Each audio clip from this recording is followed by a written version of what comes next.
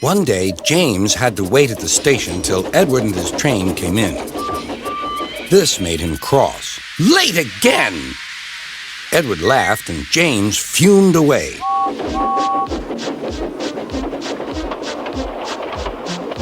After James had finished his work, he went back to the yard and puffed onto the turntable.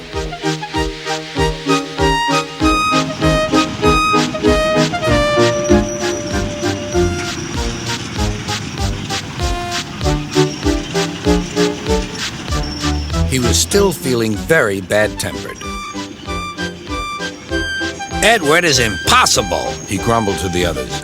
"He clanks about like a lot of old iron, and he is so slow, he makes us wait." Thomas and Percy were indignant. "Old iron? Slow? Why, Edward could beat you in a race any day." "Really," said James, "I should like to see him do it."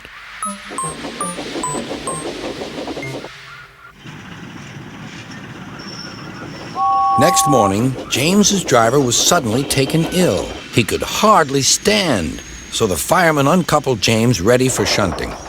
James was impatient. Suddenly, the signalman shouted. There was James puffing away down the line. "All traffic halted," called the signalman. Then he told the fireman what had happened. Two boys were on James's footplate fiddling with the controls. Phew! They tumbled off and ran when James started. The signalman answered the telephone. "Yes? He's here. Right. I'll tell him. The inspector's coming at once. He wants a shunter's pole and a coil of wire rope." "What for?" wondered the fireman. "Search me, but you'd better get them quickly."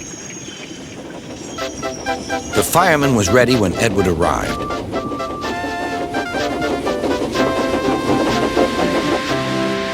The inspector saw the pole and the rope. "Good man, jump in." We'll catch him, puffed Edward. James was laughing.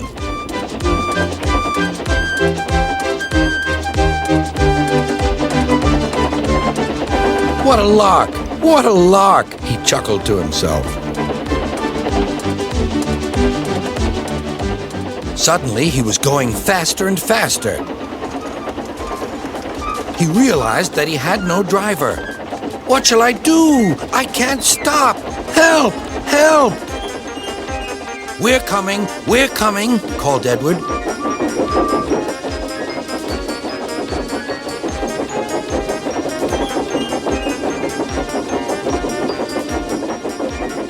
Edward was panting up behind with every ounce of steam he had.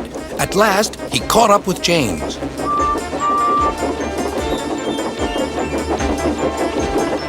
"Steady, Edward," called his driver.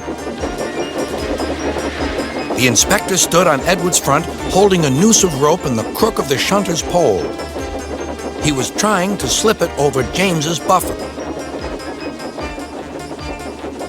The engines swayed and lurched. At last, "Got him!" he shouted. He pulled the noose tight. Gently braking, Edward's driver checked the engine speed, and James's fireman scrambled across and took control. "So, the old iron caught you after all," chuckled Edward. "I'm sorry," whispered James. "Thank you for saving me." "You were splendid, Edward." "That's all right," replied Edward. The engines arrived at the station side by side. Sir Topham Hatt was waiting. "A fine piece of work," he said. "James, you can rest and then take your train." "I'm proud of you, Edward. You shall go to the works and have your worn parts mended." "Oh, thank you, sir," said Edward. "It'll be lovely not to clank."